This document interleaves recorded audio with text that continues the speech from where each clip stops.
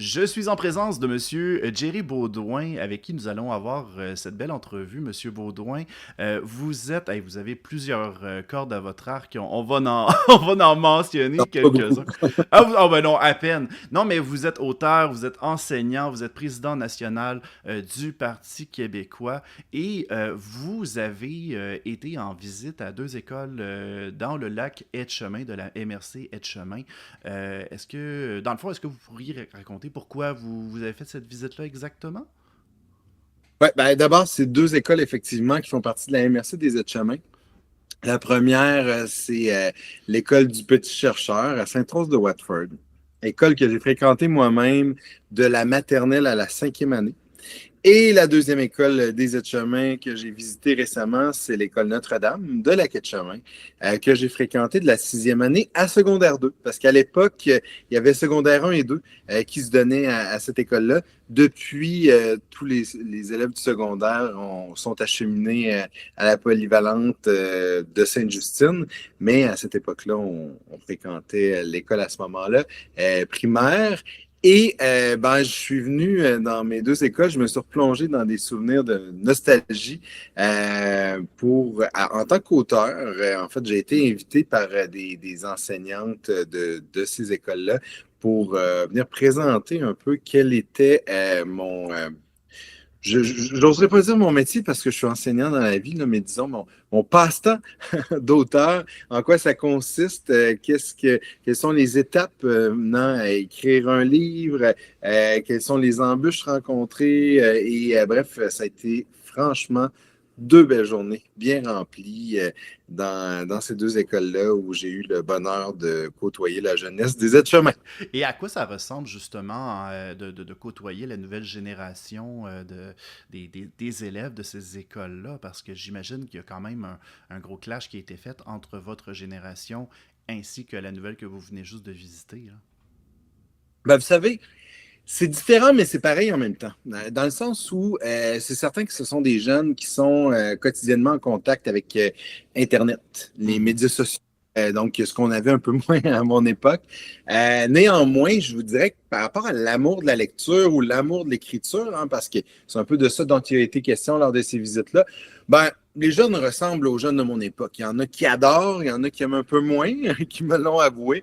Mais je vous dirais que on a quand même une génération qui est très allumée, qui est très créative. J'ai eu l'occasion d'ailleurs de vivre des ateliers créatifs avec certains de ces jeunes-là dans le cadre de mes visites. Et franchement, il y en a que c'est beau à voir, qui ont plein d'idées. Il y en a qui m'ont remis des petits papiers en me disant Hey, c'est des idées pour tes prochains livres, donc qui étaient super inspirés par ça. Moi, j'ai bien apprécié mes visites, puis je vous dirais que tout le monde a été méga respectueux, participatif, franchement, ça a été deux belles journées. Ah, c'est fantastique. Justement, le fait de pouvoir toucher la jeune clientèle, les enfants pour la lecture et tout, est-ce que parce que vous avez fait une visite justement pour un peu pour l'inspiration aussi en même temps de votre visite, est-ce que ça vous a amené des bonnes pistes peut-être pour des futures œuvres? Oui, vous savez, quand on écrit des livres, là, c'est comme un robinet. Un coup qu'on l'a ouvert, des fois, on a de la difficulté à le fermer. Un vieux. Ouais, Euh, ok. Donc, je vous dirais qu'au moment où j'ai lancé mon premier livre, Les lunettes grossissantes de Mémé Yvette, hein, parce que j'écris pour la jeunesse. Je ne dis pas qu'un jour, je n'écrirai pas peut-être pour les adultes, mais là, je suis parti là-dessus et j'adore écrire pour la jeunesse. D'ailleurs, qui est un style pas plus facile que d'écrire pour les adultes, qui est un style différent. Disons ça comme ça. Euh, Est-ce qu'il y a un gros défi de s'ajuster à l'écriture pour enfants? Vous savez, moi, comme je suis enseignant au troisième cycle du primaire, j'ai eu quand même à me baigner rapidement dans ce monde-là. J'ai aussi une maîtrise en littérature jeunesse, hein. J'ai fait une maîtrise dans le domaine sur l'enseignement à partir de la littérature jeunesse. Je consulte beaucoup d'albums jeunesse, de romans jeunesse, dans le cadre de mon travail, mais aussi pour le plaisir. Je trouve que c'est un monde qui est incroyable. Puis vous savez, le Québec, on est un petit peuple. On est un grand peuple, mais on est un petit peuple en nombre, disons. Et c'est impressionnant de voir le nombre d'auteurs, et particulièrement d'auteurs jeunesse qu'on a au Québec et qui vivent quand même bien, donc qui réussissent à vendre leurs œuvres. Et je vous dirais qu'il y a quelque chose de franchement chouette à travers tout ça. Et quand on a lancé un livre, habituellement, déjà, on est rendu avec 3-4 idées pour un autre qu'on met sur et leur part. Puis moi, je vous dirais que je suis rendu à mon 4e que je suis en train d'écrire, de finaliser actuellement, qui devrait sortir dans quelques mois, dans pas très longtemps. Mais j'ai déjà des idées de projets pour des 5e, 6e. Puis j'ai une maison d'édition aussi, je vous dirais, très proactive, Dominique et compagnie, ma plus récente maison d'édition, qui me font des commandes, là, qui me disent: Ah, t'as-tu pensé un livre sur tel projet, sur tel sujet? Donc, j'ai déjà des petites idées à développer par rapport à ça. Ah, c'est fantastique. Votre visite au niveau, si on revient directement à votre visite à ces deux écoles du Lac-Etchemin, est-ce que ça vous a amené une certains souvenirs en tant que le jeune Jerry Beaudoin? Est-ce que vous avez eu des souvenirs? Est-ce que vous vous êtes remémoré comment vous étiez étant jeune? À quoi ça ressemblait? À quoi ressemblait le jeune Jerry Beaudoin dans ce temps-là? C'est ça. En fait, c'est deux écoles des Etchemins, hein, parce que le lac Oui. Etchemin, en soi, c'est la Oui, oui, municipalité. oui, pardon, désolé du lapsus, Et exactement. Etchemin, comme la région, parce que je me ferais vous le feriez ça, probablement. S'il vous Et plaît, tout le monde, ne changez pas de chaîne. On vient de récapituler le tout, là. euh, ouais, c'est en fait, je ne sais pas si c'est une bonne ou une mauvaise nouvelle, mais dans certains cas, il y a des portions de ces écoles-là qui n'ont pas beaucoup changé. Donc, je me suis vraiment rebaigné dans ce monde-là quand j'étais jeune, particulièrement à l'école du petit chercheur à Sainte-Rose de Watford, où mes nièces sont élèves, où ma sœur enseigne en première année du primaire, ma sœur Mélanie.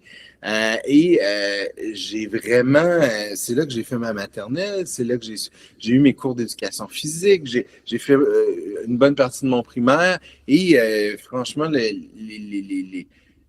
l'école n'a pas changé en soi, c'est vraiment resté. Il y a eu quelques coups de peinture, bien évidemment, mais je vous dirais qu'effectivement, ça replongeait dans des souvenirs assez incroyables avec mes enseignantes de l'époque, dont on se souvient encore dans les murs de l'école. L'école de Lac-Etchemin, ça a changé un petit peu plus parce que, comme je vous disais, auparavant, il y avait une portion secondaire. C'est drôle parce que où j'ai présenté mes ateliers d'auteur, c'était dans mon ancienne cafétéria du secondaire. Là. C'est rendu la bibliothèque du primaire. Donc, je voyais autour, puis je voyais mon ancien local d'art plastique, d'économie familiale, les vestiaires où on se changeait quand on allait en éducation physique. Donc, il y avait comme quelque chose de fascinant à travers tout ça.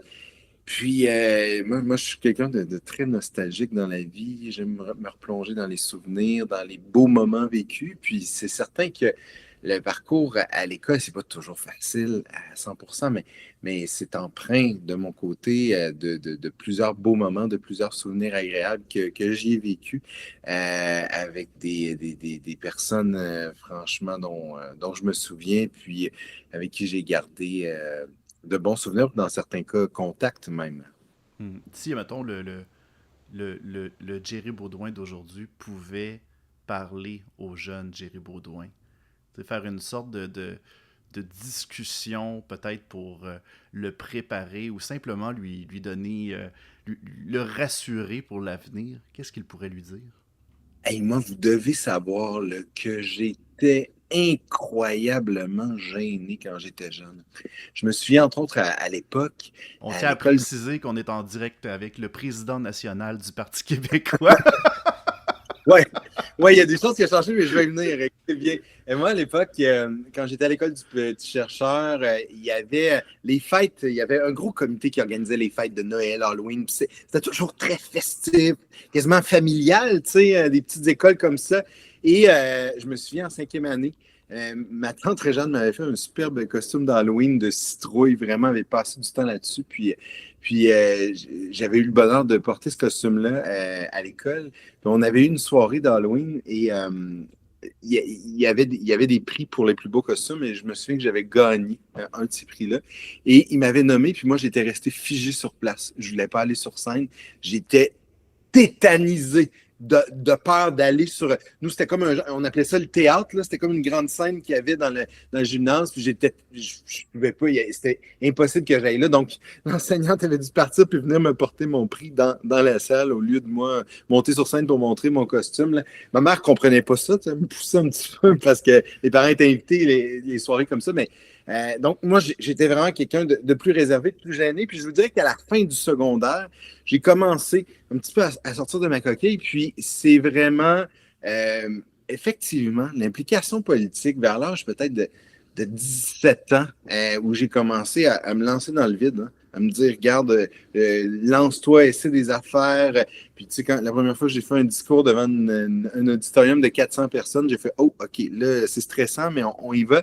Et de sorte que je suis devenu vraiment beaucoup moins gêné, peut-être pas assez dans certaines situations, mais je dirais aux jeunes moi-même, je dirais, dis oui. Commence pas par des non dans la vie, commence par des oui. Accepte les projets, accepte les défis, lance-toi. Lance-toi plus rapidement parce que des fois, on se met nos propres barrières, hein, quand on s'empêche d'avancer parce qu'on est gêné, parce qu'on est timide, parce qu'on n'a pas.